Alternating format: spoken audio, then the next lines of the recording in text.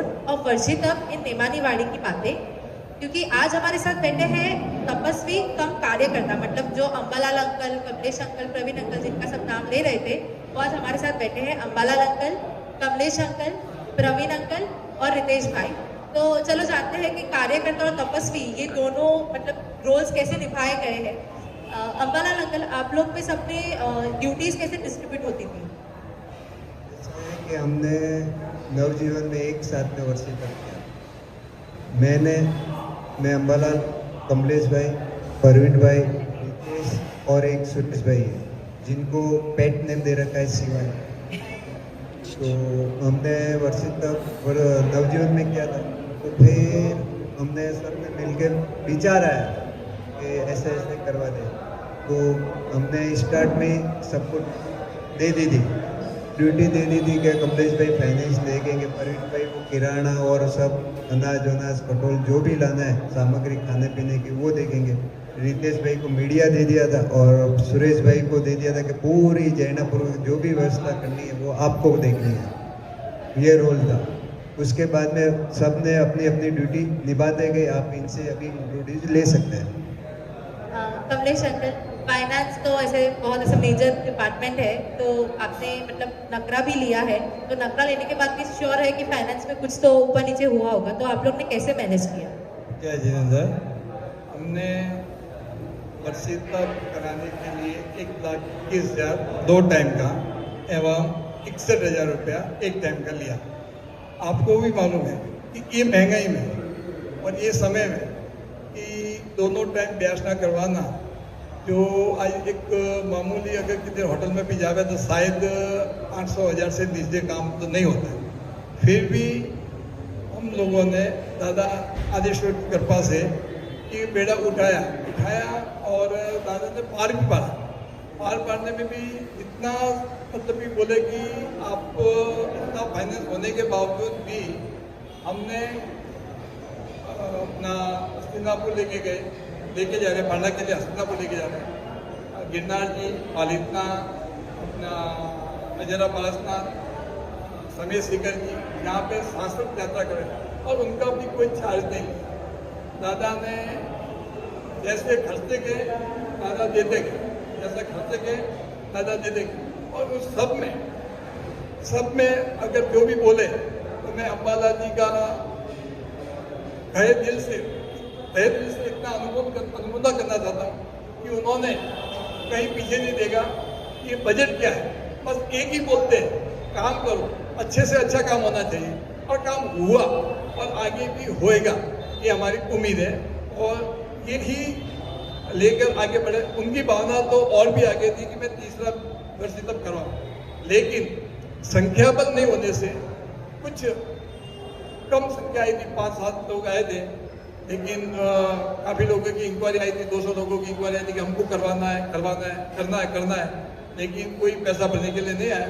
इसके लिए हमारा पुण्य थोड़ा कमज़ोर था कि आगे ये नहीं हो पाएगा, और आगे भी उम्मीद रखते हैं कि आगे ऐसा करेंगे। दादा को हुक्म होगा तो जरूर हो जाएगा। प्रवीण अंकल, आप ऐसे सामग्री वगैरह सब आपका डिपार्टमेंट था, तो छुट्टियां होती है, लॉकडाउन होता है, मतलब लॉकडाउन तो नहीं पर छुट्टियां होती है, और आपको भी कभी बाहर ट्रैवल करना पड़ता है, तो फिर सामग्री वगैरह कैसे मैनेज करते हैं? मैंने ऐसा करा था कि मैं एक दिन पहले ला कर रख लेता था। कभी आउट ऑफ जाना होता तो अंबाला जी लेके आए थे, सुरेश भाई लेके आए थे, बट ऐसे मैनेज हो जाता है। मैनेज हो जाता था। क्या बात है।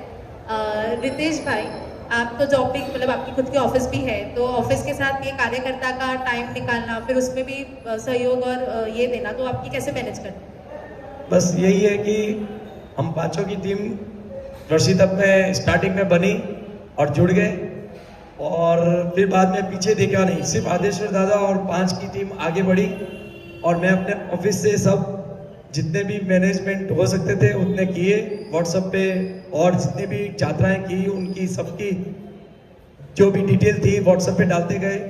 और अम्बालाल जी और सब प्रवीण भाई और इन सबका सहयोग मिलता रहा। उनके सबका एक्सपीरियंस बहुत अच्छा रहा मेरे को, और जितने भी यहाँ पे आराधक है उन्होंने मेरे को बहुत ही अच्छा व्यवहार किया और मेरे को बहुत अच्छा आदर सत्कार किया।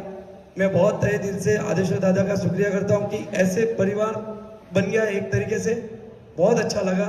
मेरी मिसेज भी साथ में वर्षितअप कर रही है, तो उनका भी मैंने सहयोग किया और उन्होंने भी मेरा सहयोग किया, घर में भी और ऑफिस में भी मैंने दोनों मैनेज करके, और हमारे पांचों के क्या बोलते हैं एक्सपीरियंस से मैं यहाँ तक पहुँचा हूँ। और आगे वर्षितअप का पांडे में, हस्तिनापुर में पांडे में व्यवस्था में रहेंगे, और आगे कोई भी अगर संघ का कुछ भी काम रहेगा तो हम सब आगे हैं। धन्यवाद। क्या बात है, मतलब ऑफिस में भी यहाँ का काम थोड़ा चालू था। अम्बालाल अंकल, जनरली कैसे होता है, सबको वर्षितअप करने की प्रेरणा होती है, पर ये वर्षितअप करवाने की प्रेरणा आपको कहाँ से मिली? प्रेरणा तो ऐसे मिली कि हमारा संबंध आदेश्वर दादा से करीब करीब मेरे परिवार से 54 साल हो गए। 54 ईयर पूनम भरते हुए, 54 ईयर पूनम भरते हुए। मेरे पिताजी ने 32 साल पूनम भरी, 32 ईयर। कहीं पे भी एक भी मिस पूनम नहीं हुई। कितने दंगे हुए, 96 के दंगे, 2004 के दंगे, उसमें भी उन्होंने एक पूनम मिस नहीं की। और मेरे पिताजी का देहांत भी कार्तिक सुद पूनम के दिन दादा के दरबार में हुआ।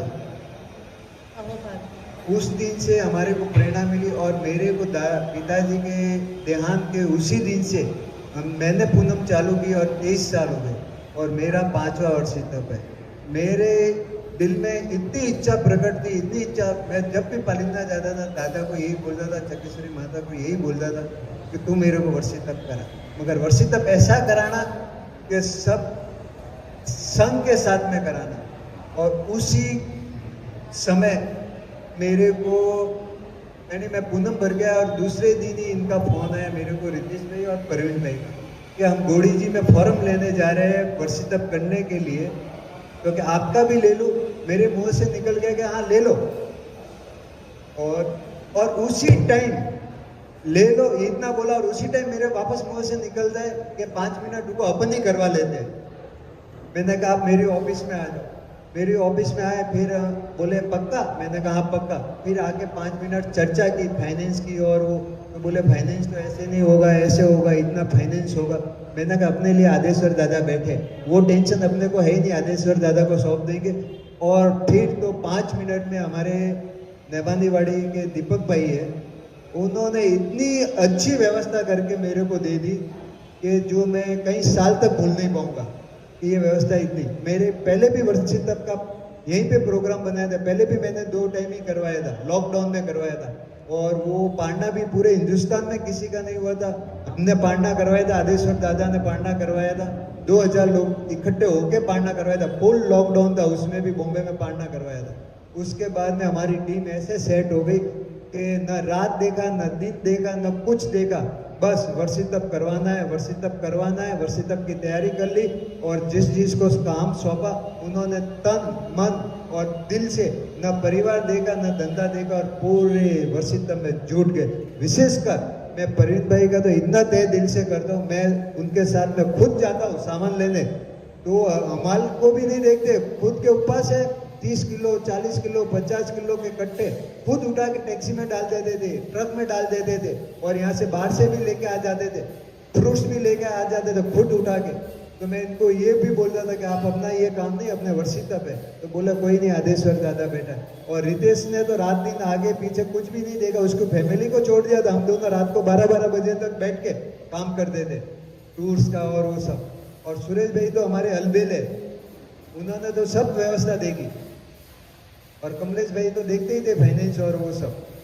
मैं इन सब का साथ होने से, और मेरे आराधक इतने अच्छे हैं कि अगर ये नहीं होते तो ये वर्षितअप था ही नहीं। ये अगर नहीं होते है कभी किसी से मन मुटाव होता है, वो होता है, मगर इन्होंने कभी भी ऐसा मन मुटाव नहीं रखा कि आज 2 मिनट के लिए मन मुटाव हुआ कि तीसरे मिनट में आके वापस वही एक सर परिवार की तरह रहने लग गए। आज मैं इन सब आराधकों को इतना नमन करता हूँ कि परमात्मा ऐसा परिवार मेरे को वर्षितअप आगे कराने के लिए भी दे, और मेरी इच्छा भी है कि आगे ये वर्षितअप तीसरा चालू करो। दादा का हुक्म होगा तो जरूर होगा। तो यही थे हमारे अल्पेले कार्यकर्ता जो इतना वर्षितम हैंडल भी कर रहे, साथ में वर्षितम भी कर रहे हैं। और इन पूरे इंटरव्यू में अगर जिनाज्ञा विरुद्ध कहीं बोला गयो हो तो इच्छा भी दूंगी। प्रणाम।